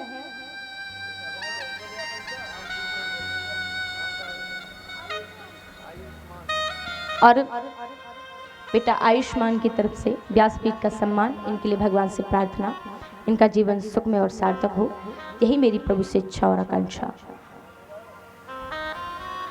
तो कोई भी दुख नहीं मांगता, सब सुख मांगते हैं, लेकिन मैया दुख मांगती है। और जब भगवान कहते हैं कि तुमने दुख क्यों मांगा, तो मैया कहती है दुख सुख के माथे से पड़े जो हरि हृदय से जाए, बलिहारी बा दुख की जो पल पल नाम जपा। ऐसे तुक्का लेकर क्या करे जिसमें भगवान ही दूर हो जाए। ऐसा दुख अच्छा है जो हमें भगवान के पास रखता है। भगवान दुख देने से इनकार करते हैं। इधर पांडवों में सब द्रौपदी सहित उत्तरा सहित कुछ न कुछ मांगते हैं, सबने कुछ न कुछ मांगा। उसके बाद अब प्रभु द्वारका जाते हैं। द्वारका जाने के लिए जब तैयार हुए तो प्रभु विचार करते हैं कि इधर भीष्म पितामह सरसैया पर लेटे हुए हैं, उन्हें जाकर दर्शन देते हैं।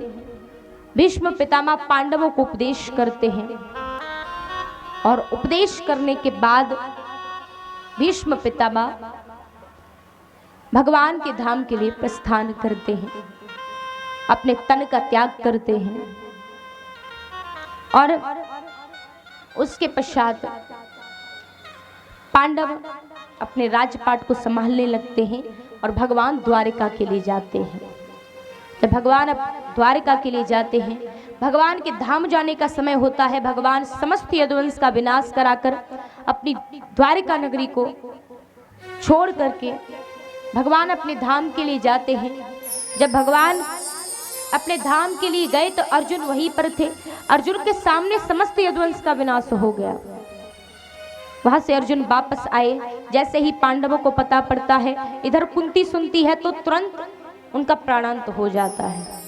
और द्रौपदी सहित सभी पांडव जंगल के लिए भजन करने जाते हैं। सभी का जंगल में प्राणांत होता है। धर्मराज को स्वर्ग की प्राप्ति होती है, बाकी सबको नरक की प्राप्ति होती है। उसके पश्चात इधर उत्तरा, उनके गर्भ से एक बालक का जन्म हुआ। इस बालक की रक्षा भगवान ने की थी, और उन्हीं बालक का नाम पड़ता है परीक्षित।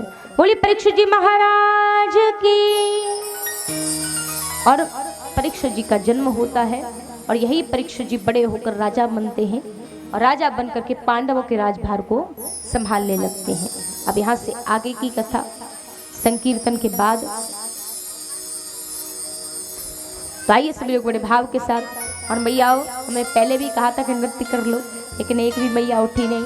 पर ऐसा है ना, अभी तो केवल स्टार्टिंग हुई है, शुरुआत हुई है कथा की, है ना, क्योंकि कल माताएं तो नहीं थी, क्योंकि समय बहुत हो गया था। तो आज मैयाओं को हो सकता है कि थोड़ी शर्म लगे। और देखिए अभी तो बस चर्चाएं चल रही हैं, ज्ञान भाव वाली, ये ज्ञान की चर्चाएं हैं जिनसे हमें कुछ सीख मिलती है। उत्सव कल से आरंभ होंगे। कल कथा में भगवान शिव का विवाह होगा, तो कल से खूब नृत्य कराया जाएगा। और अभी जिसे भी नृत्य करना हो अपने स्थान से उठकर खड़ा हो जाए, नृत्य कर ले, अन्यथा सभी बैठे रहेंगे और तालियां बजाएंगे भाव से। बोली कृष्ण कन्हैया लाल की।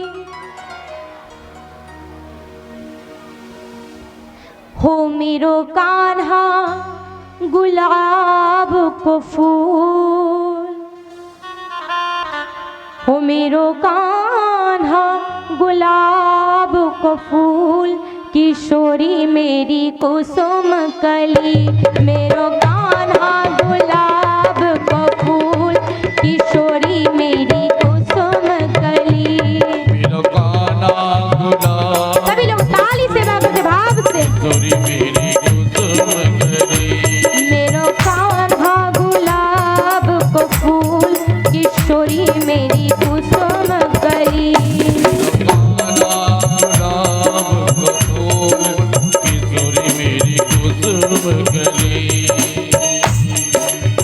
कुसुम कली हो कुसुम कली, कुसुम कली, कुसुम कली, कुसुम कली, कुसुम कली। मेरो कान्हा, मेरो कान्हा गुलाब को फूल, किशोरी मेरी कुसुम कली। मेरो कान्हा गुलाब को फूल।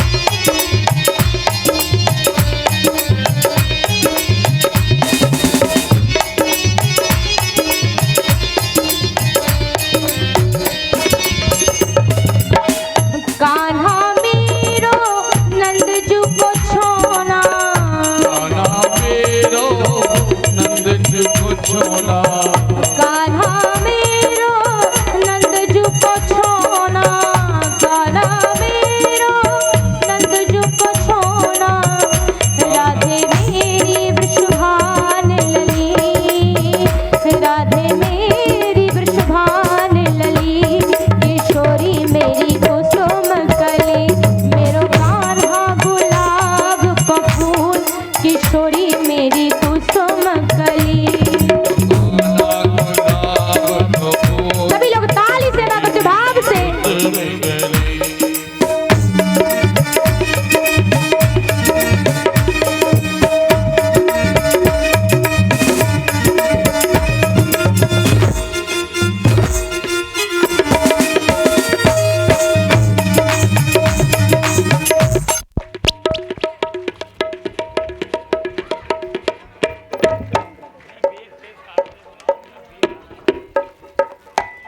मेरो कान्हा गुलाब को फूल, बोलना है मुझसे।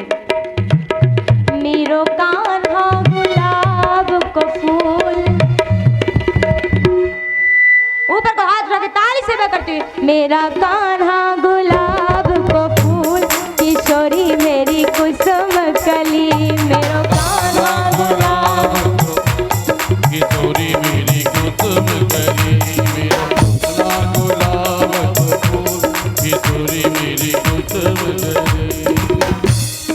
किशोरी मेरी कुसुम कली।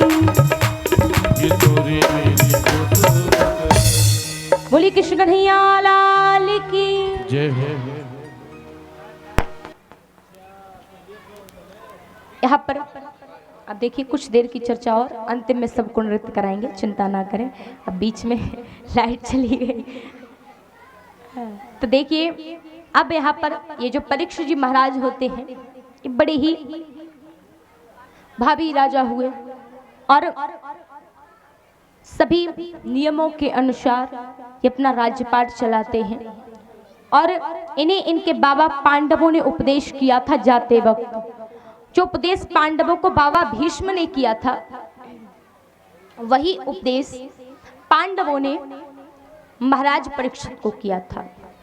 वो उपदेश थे, पहली बात कि अतिथि का सदा सत्कार करना। दूसरी बात कि अगर शरण में शत्रु भी आ जाए तो उसे क्षमा कर देना। और तीसरी बात कि आंखों के सामने कभी पाप होता मत देखना। ये तीन बातें बताते हैं। इन्हीं बातों का पालन करते हुए वो अपना राजपाट चला रहे हैं। एक बार महाराज परीक्षित के मन में विचार उत्पन्न होता है कि क्यों ना मैं अपने बाबा के खजानों में प्रवेश करूं और खजाने में देखूं तो सही कि मेरे लायक भी कुछ है या नहीं।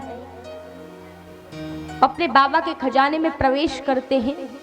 जब प्रवेश करते हैं तो उसमें एक सुंदर सोने का मुकुट मिलता है। भैया शांति बनाए रखो।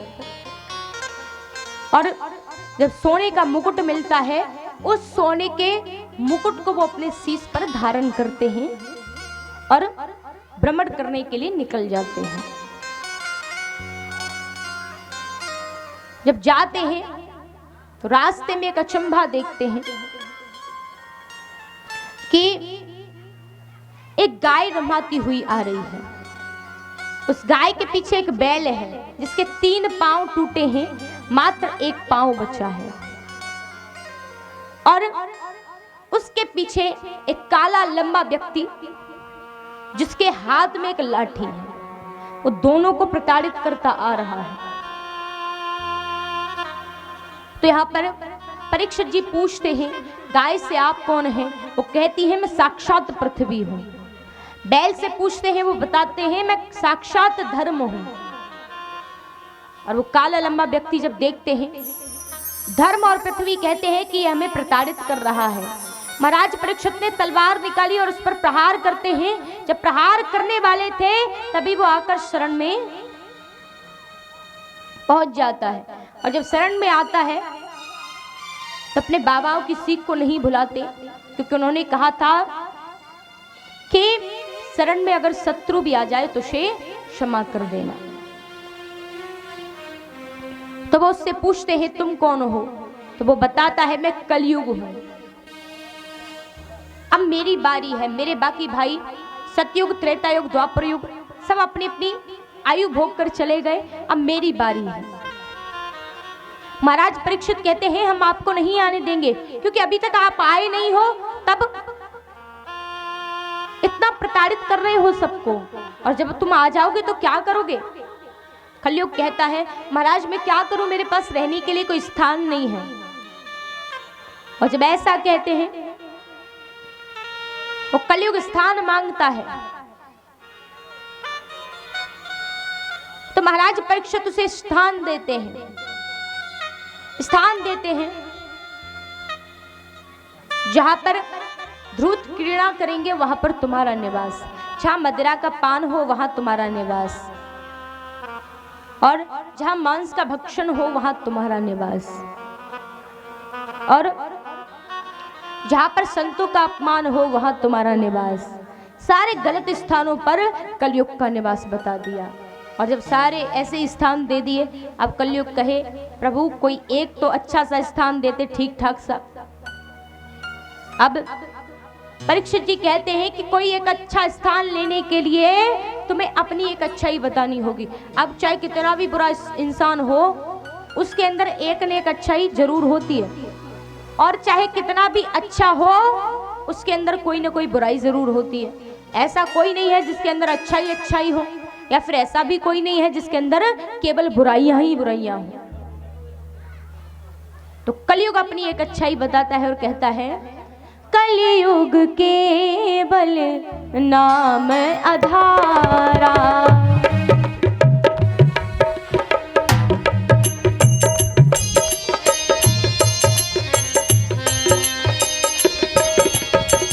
कलयुग केवल नाम आधारा, कलयुग केवल नाम आधारा, कलयुग केवल नाम आधारा, कलयुग केवल नाम और आधारा, सुमिर सुमिर नर उतरहि पारा, सुमिर सुमिर नर उतरहि पारा, सुमिर सुमिर नर उतरहि पारा, कलयुग केवल नाम आधारा। मेरी एक अच्छाई स्वामी कि बाकी युगों में तप जप करना पड़ता था, तब भी जाकर भगवान नहीं मिलते थे, लेकिन मेरे युग में कलयुग केवल नाम आधारा। तो सच्चे मन से भगवान का नाम जाप करेगा, सुमिर सुमिर नर उतरहि पारा, उसे भगवान मिल जाएंगे और नाम सुमरते सुमरते ही व्यक्ति का तरन हो जाएगा। ये मेरी अच्छाई है। और जब इस अच्छाई को सुना तो महाराज परीक्षित ने कलयुग को स्वर्ण में निवास दे दिया। अब क्या सब स्वर्ण में निवास होता है कलयुग का?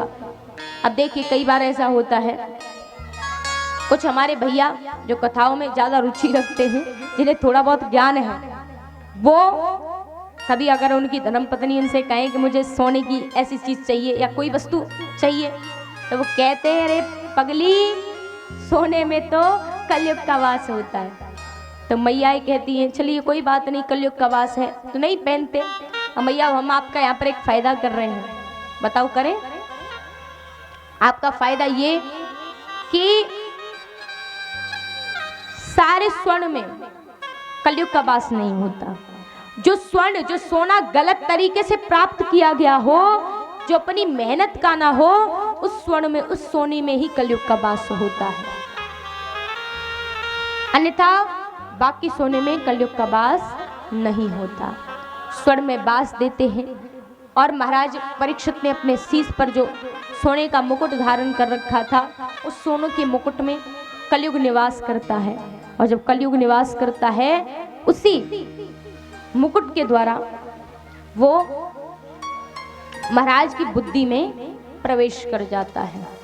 ऋषि का अपमान करते हैं कलयुग की बुद्धि विकृत बनाने के कारण, और मुनिवर के पुत्र शाप देते हैं कि आपने अभिमान में आकर हमारे पिता का अपमान किया है, हम आपको शाप देते हैं कि आज से 7वें दिन तक्षक के काटने पर आपकी अकाल मृत्यु हो जाए। महाराज परीक्षित को शाप लगता है। इधर महाराज परीक्षित अपने महल लौटते हैं, और जब महल लौटते हैं तो महल लौटकर बड़ा पश्चाताप होता है।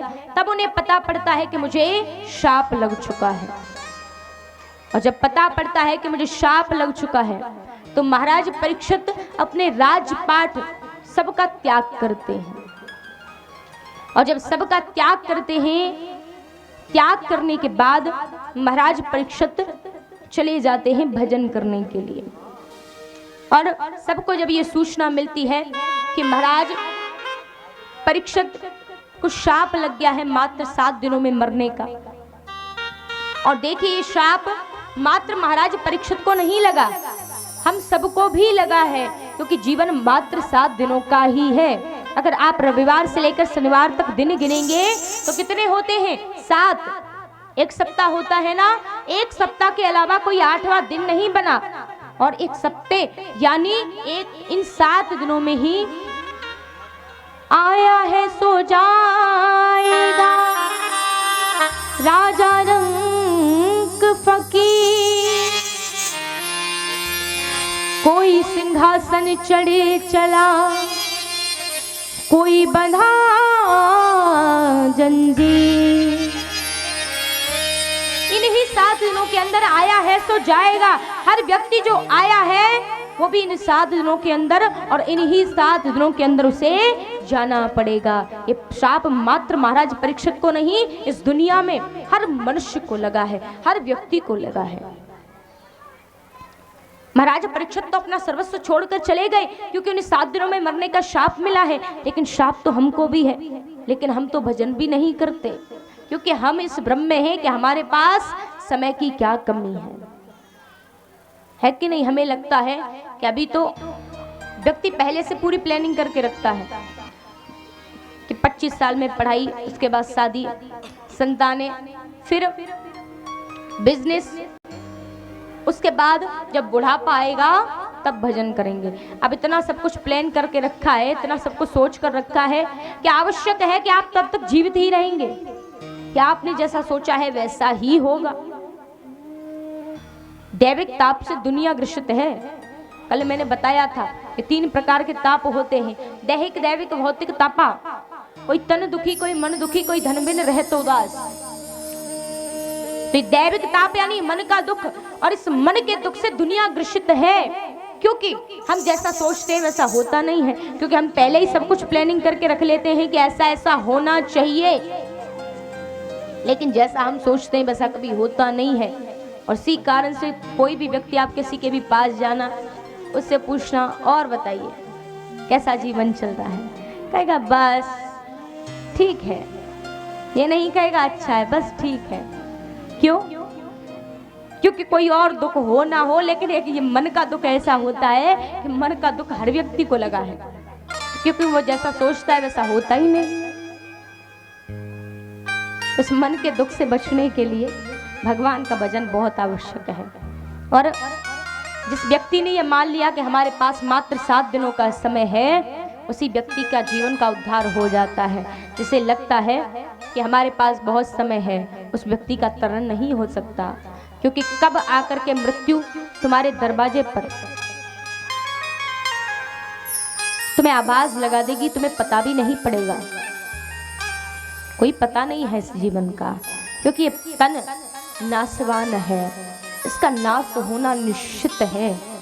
परीक्षित महाराज जाते हैं अपनी मुक्ति का उपाय करने के लिए, और जब अपनी मुक्ति का उपाय करने चले जाते हैं, लेकिन हम और आप कभी भी अपनी मुक्ति का उपाय करने का नहीं सोचते। मुक्ति का उपाय केवल एक ही है, और वो है भजन। तब कल यहाँ से आगे की कथा, और भगवान शिव और मैया पार्वती का विवाह होगा। आप सभी लोग ज़्यादा से ज़्यादा संख्या में आएं और आकर कथा श्रवण करें। वैसे तो जिस प्रकार से कल तो कथा का आरंभ हुआ था, थोड़ी देर कथा हुई थी, जिस प्रकार से आज आरंभ हुआ है, काफ़ी अच्छी संख्या में आप लोग आए हैं। इसी प्रकार से सभी लोगों को बढ़ चढ़कर इस कथा में हिस्सा लेना है, और अपने भाव श्रद्धा के साथ में आज के बाद 5म दिवस शेष बचे हैं, उन 5म दिवसों में इस कथा को श्रवण करना है। और देखिए, तीर्थ 2 प्रकार के हुआ करते हैं, एक स्थावर तीर्थ, दूसरे जंगम तीर्थ। स्थावर जो स्थित हैं, जैसे वृंदावन, अयोध्या, ये सब क्या है? ये है तो तीर्थ, लेकिन ये स्थावर यानी स्थित हैं एक जगह। इन्हें करने के लिए हमें स्वयं जाना पड़ता है। लेकिन दूसरे होते हैं जंगम तीर्थ। जंगम तीर्थ वो जो चलकर हमारे जीवन में आए, और ये श्रीमद् भागवत कथा सबसे बड़ा जंगम तीर्थ है जो हमारे जीवन में चलकर आता है। तो ये जंगम तीर्थ, ये श्रीमद् भागवत कथा आपके यहाँ पर चलकर आई है। सभी लोग बड़े भाव और श्रद्धा के साथ इस कथा को श्रवण करें, और हमारे भैयाओं के बड़े ही सुंदर भाव, इनके प्रयास से इस कथा का आयोजन हो रहा है। सभी लोग इनका सहयोग करें और भगवान से प्रार्थना करें कि भगवान आपकी इस कथा को सफल बनाएं। तो आइए, अब जिसे नृत्य करना है वो नृत्य कर ले, भजन बोलेंगे, उसके बाद आरती का समय होने जा रहा है। बोलिए कृष्ण कन्हैया लाल की। महापुराण की, धर्मधारी बाबा की।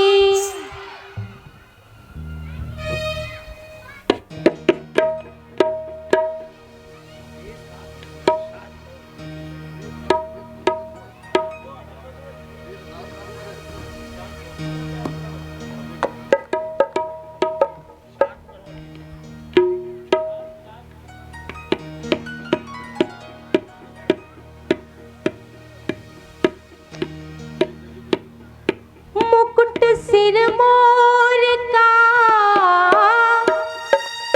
मेरे चित चोर का। और देखिए जितने भी हमारे कमेटी वाले भैया एक बार खड़े हो जाओ, भैया जितने भी पीछे हो खड़े हो जाओ, एक बार नृत्य कर लो थोड़ा सा। कल हम रूम पर थे तो यहाँ से एक व्यक्ति हमसे कहने गए थे कि दीदी, मैंने कहा कि हमारे बच्चों को थोड़ा सा नृत्य करा देना। तो देखिए बस आरती का समय होने जा रहा है, खड़े हो जाइए। आप सब नहीं माताओं, केवल भैया भैया। माताएं जो करेंगी वो अपनी स्वेच्छा से कर लेंगी, लेकिन आप लोगों की स्पेशल डिमांड थी, भैया इधर से खड़े हो जाओ और खड़े होकर के नृत्य कर लो। मुकुट सिर मोर का, मेरे चित चोर का, मुकुट सिर मोर का, मेरे चित चोर का। और ऐसे आनंद नहीं आएगा, दोनों हाथ ऊपर को लंबे लंबे उठा करके ताली सेवा करते हुए, दोने ना रे ना रे ना, दोने ना रे ना रे ना, दोने ना सरकार के कटीले कटार से, दोने ना सरकार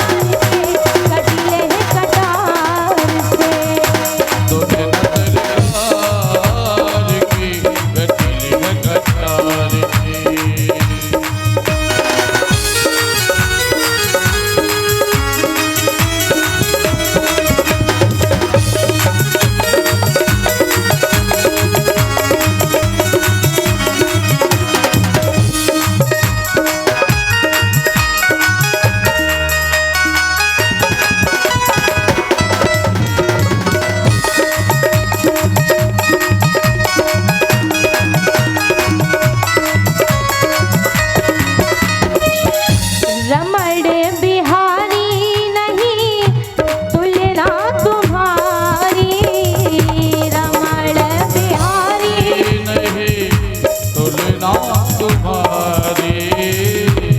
तुझसा न देखा कोई पहले अगाड़ी, तुझसा न देखा कभी पहले अगारी। ज़माने ने विचार के, दीवानों ने विचार के, कहा है ये पुकार के, दीवानों ने विचार के, कहा है ये पुकार के। दो नैना नैना नैना, दो नैना नैना नैना। सभी लोग अपने स्थान पर खड़े हो जाए, अपने स्थान पर खड़े हो जाओ सभी लोग।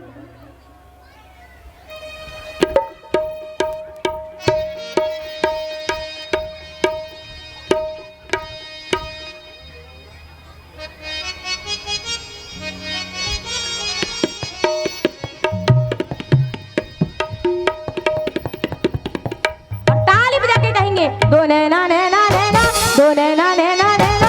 लेकिन सबके हाथ ऊपर को होने चाहिए, इसलिए खड़े कियो। दो नैना नैना नैना, दो नैना नैना नैना, दो नैना सरकार के कटीले हैं कटार से, दो नैना सरकार के कटीले हैं कटार से। दो नैना सरकार की कटीले हैं कटार की। मुकुट सिर मोर का, मेरे चित चोर का, मुकुट सिर मोर का, मेरे चित चोर का। दो नैना नैना नैना, दो नैना नैना नैना, दो नैना सरकार के कटीले हैं कटार से, दो नैना सरकार के कटीले हैं कटार से, दो नैना सरकार के कटीले हैं कटार से, दो नैना सरकार के कटीले हैं कटार से, कटीले हैं कटार से, कटीले हैं कटार से। बोली कृष्ण कन्हैया लाल की, श्रीमद् भागवत महापुराण की, श्री धर्मधारी बाबा की जय जय श्री, जय जय श्री राधे। श्री राधे, श्री राधे। यज्ञपति जी महाराज, यज्ञपति जी कहाँ चले गए?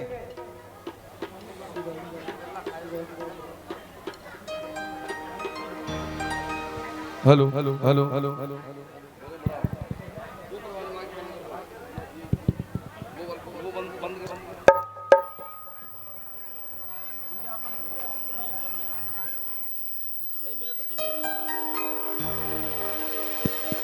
Shri Radhe. Hello hello hello hello hello hello hello hello.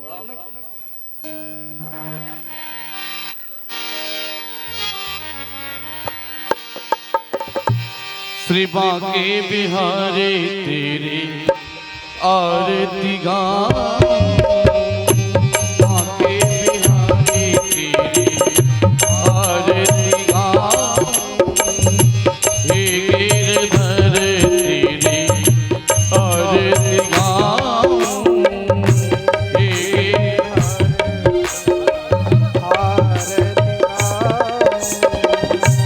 आरती गाऊं प्यारे तुमको रिझाऊं, आरती गाऊं प्यारे तुमको रिझाऊं, श्री रमण बिहारी तेरी आरती गाऊं, रमण बिहारी तेरी आरती गाऊं, मोर मुकुट तेरे शीत पे सो है, मोरे मुकुट तेरे शीस पे सो है। प्यारी बंसी मेरो मन मोह है, प्यारी बंसी मेरो मन मोह है। प्यारी छवि पे मैं तन वारूं, बांके तेरी बल बल जा बिहारी तेरी आरती कुंज बिहारी तेरी आरती चरणों से निकली है गंगा प्यारी, चरणों से निकली है गंगा प्यारी। जिसने तारी दुनिया तारे, जिसने सारी दुनिया सारी, उन चरणों में मैं शीश झुकाऊं। प्यारी तेरी आरती गाऊं। प्यासदास की नाथ आप हो, प्यासदास की नाथ आप हो। सुख दुख जीवन प्यारे आप साथ हो, सुख दुख जीवन प्यारे साथ आप हो। पास सदा में वृंदावन आगे बिहारी तेरी आरती गाऊं। आरती गिरधर तेरी आरती गाऊं। श्री हरिदास के प्यारे तुम हो, श्री हरिदास के प्यारे तुम हो। तेरे मोहन जीवन धन हो, मेरे मोहन जीवन धन हो। प्यारी छवि को मैं हृदय में बसाऊं। आगे बिहारी तेरी आरती गाऊं। गिरधर तेरी आरती गाऊं। गिरधर तेरी आरती गाऊं। आगे बिहारी तेरी आरती गाऊं। आगे बिहारी तेरी आरती गाऊं। त्वमेव माता पिता त्वमेव, त्वमेव बन्धो सखा त्वमेव, त्वमेव वेद्या सर्वं त्वमेव, त्वमेव सर्वं त्वमेव देव। कर्पूरगौरं करुणावतारं संसारसारं भुजगेन्द्रहारं सदा वसन्तं हृदयारविन्दे भवं भवानि सहितं नमामि, भवं भवानि सहितं नमामि। सभी अपने यथास्थान बैठ जाइए। आरती और प्रसाद लेकर के ही जाना, वरना बिना